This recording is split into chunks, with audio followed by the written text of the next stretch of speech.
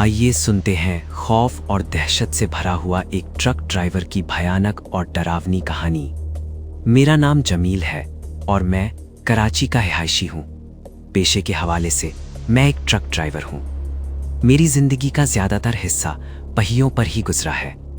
शहरों की रोशनियों, गांवों की सादगी और तवील सुनसान शहराओं की खामोशी, ये सब मेरी जिंदगी का हिस्सा है। मैं जो वाकया आपको सुनाने वाला हूँ, ये आज से तकरीबन 1 साल पहले पेश आया था। ये कोई मामूली वाकया नहीं था। ये एक ऐसा अजाब था जिसने मेरी रूह तक को झंझोड़ कर रख दिया और जिनके निशान आज भी मेरे जहन पर ताज़ा है। मुझे एक सेठ साहब का माल लोड करवाकर बलोचिस्तान के एक दूर दराज इलाके बंदर ले जाना था। ये काम मेरा पहला एक्सपीरियंस नहीं था। मैं पहले भी कई बार बलोचिस्तान के चक्कर लगा चुका था, लेकिन इस बार बात कुछ और थी। मेरे कई साथी ड्राइवर्स जो इस रास्ते के पुराने मुसाफिर थे, मुझे बार बार तकरार करते थे कि बंदर का इलाका बहुत ज्यादा खतरनाक है। वो किस्से सुनाते थे अनदेखी मखलूकात के, सड़क पर भटकती रूहों के और रात के अंधेरे में पेश आने वाले नाकाबिले बयान वाकयात के।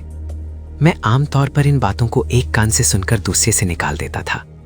ड्राइवर्स होते हैं, सफर की थकान और तन्हाई में ना जाने क्या सोच लेते हैं, मगर इस बार उनकी बातों में एक अजीब सी संजीदगी और खौफ था, जैसे वो मुझे किसी यकीनी खतरे से आगाह कर रहे हों। एक पुराने ड्राइवर चचा शेर खान ने तो मेरा कंधा थपथपाकर कहा, जमील पुत्र, पैसा सब कुछ नहीं होता, जान है तो जहां है। इस रास्ते पर रात को सफर करने से बचो, खासकर जब मौसम खराब हो।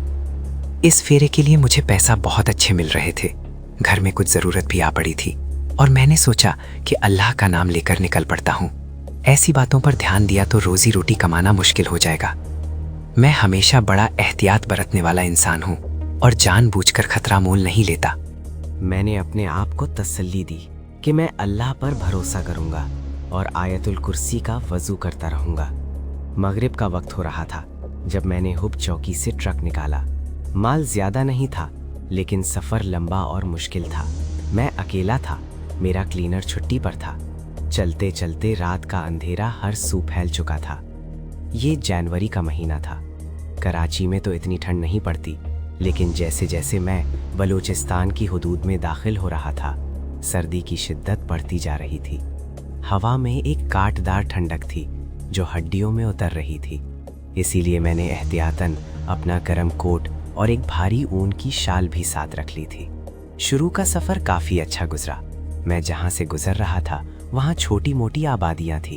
कहीं कहीं बाजार और दुकानें खुली नजर आ रही थी और लोग सड़क किनारे होटलों पर चाय पी रहे थे और गप्पे लगा रहे थे।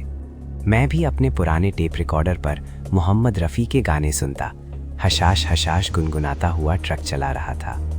लेकिन तकरीबन 1.5 घंटे के सफर के बाद आबादी का सिलसिला खत्म हो गया। अब मेरा ट्रक बलूचिस्तान की असल वीरान सड़क पर चल पड़ा था। यहाँ मंजर बिल्कुल बदल चुका था। चारों तरफ खूब अंधेरा था, ऐसा अंधेरा जैसे किसी ने सियाही की बाल्टी उलटती हो।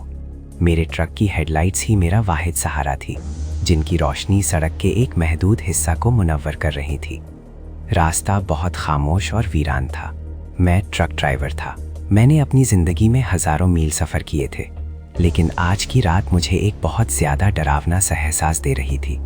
यहाँ शदीद ठंडी और बर्फानी हवाएं चल रही थी, जिनकी साई साई की आवाज ट्रक कैबिन से टकराकर एक अजीब दहशतनाक समा पैदा कर रही थी।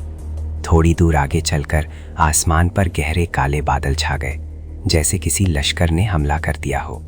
एकदम से आसमानी बिजली कड़कने लगी।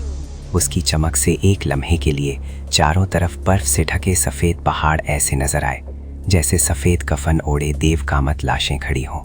चलते चलते मैं एक ऐसे हाईवे से गुजरा जहां कोई ट्रैफिक नहीं थी। दूर दूर तक किसी गाड़ी का नमो निशान न था। मैं सफर करते करते एक ऐसे रास्ते पर आ चुका था जहां अब बिल्कुल ना कोई आबादी थी, ना कोई ट्रैफिक, ना जिंदगी का कोई निशान। बस मैं था, मेरा ट्रक था और वो खौफनाक सुनसान सड़क। रात के शायद 2 बज रहे थे। तकरीबन 2 घंटे से मैं मुसलसल ड्राइव कर रहा था। अचानक मौसम ने एक और करवट ली और बादल बरसने लगे। पहले हल्की बूंदाबांदी शुरू हुई, लेकिन देखते ही देखते उसने तूफानी बारिश की शक्ल इख्तियार कर ली। बारिश की मोटी मोटी बूंदें ट्रक की छत पर ऐसे पड़ रही थीं जैसे कोई पत्थर बरसा रहा हो।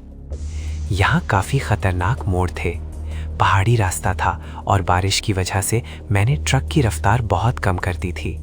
मैं एक ऐसे रास्ते पर चल रहा था जहाँ एक तरफ बुलंदोबाला स्याह पहाड़ थे और दूसरी तरफ घना और वीरान जंगल, जिनके दरख्त हवा के जोर से ऐसे झूम रहे थे जैसे कोई मातम कर रहा हो।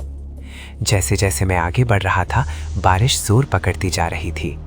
अचानक बादल बहुत ज्यादा गरजे और एक जोरदार बिजली की कड़क जंगल की दूसरी तरफ गिरी। उसकी आवाज़ इतनी शदीद थी कि एक लम्हे के लिए मेरा दिल उछलकर हल्की में आ गया और मेरे हाथ स्टीयरिंग पर कांपने लगे। बारिश की वजह से सामने वाला शीशा बहुत धुंधला हो गया था और वाइपर्स चलाने के बावजूद भी कुछ भी साफ नज़र नहीं आ रहा था। मैंने फैसला किया कि ट्रक को कुछ देर के लिए रोककर बारिश के थमने का इंतज़ार करूं। मैंने सड़क से थोड़ा हटकर अपने ट्रक को जंगल की तरफ एक कच्ची जगह पर खड़ा कर दिया और ट्रक के अंदर ही बैठकर इंतज़ार करने लगा। मैंने अपना मोबाइल उठाया कि शायद किसी से राब्ता कर लूं, लेकिन यहाँ बिल्कुल नेटवर्क नहीं था। शायद इसीलिए कि ये पूरा पहाड़ी इलाका था और ऐसे इलाकों में अक्सर सिग्नल नहीं होता। मुझे वहाँ खड़े हुए आधा घंटा गुजरा होगा। बाहर बारिश की छड़ी लगी हुई थी और हवा का शोर था।